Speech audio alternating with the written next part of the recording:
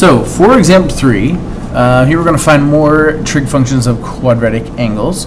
And what we have to do here is we have to evaluate cosecant, which is your CSC, and your cotangent functions at all three of these points, 0, pi over 2, pi, and 3 pi over 2. What I've done here is I've made this nice pretty little table, and because we're going to find cosecant of 0, pi over 2, pi, 3 pi over 2, cotangent of all four of those also. So I figured if we just put in a table, that might make it a little bit nicer, nice little purtier. So in order to evaluate these, we need to know what our ordered pairs are at these points. So at 0, your ordered pair is a 1, 0. At pi over 2, your ordered pair is 0, positive 1. Who puts a negative in there? Really? 0, 1. At pi, it's negative 1, 0. And at 3 pi over 2, it's a 0, negative 1. So as we go through here, cosecant, remember, is your reciprocal of your y, and in this case, your r value for all these points is going to be a distance of 1. So if you were to draw this, and you're going here at 0, pi over 2, pi, and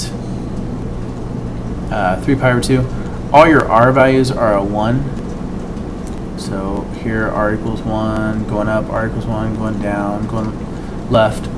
All those are over 1. So your cosecant is going to be r over y. So all these are going to be like a 1 over something. Cotangent is going to end up and be, this is an x over y. So we have to go through here and simplify these. As we go through, cosecant, you're going to take your r, which is a 1, over your y, which is a 0. So 1 over 0 is not possible. So that's undefined. Your cotangent, that's your x over your y. So here again, you're going to say x over y, 1 over 0. Huh, who would have thunk it? Cotangent is undefined at 0 also. Pi over 2. Here you're going to have your r over your y for your cosecant, so you have a 1 over a 1, which is just a value of 1. For your cotangent, you're taking your x over your y, so you're going to take 0 over 1. There's zeros on top, that means you get a 0. At pi, your cosecant's r over y, so you're going to say 1 over 0, which once again gives us an undefined value.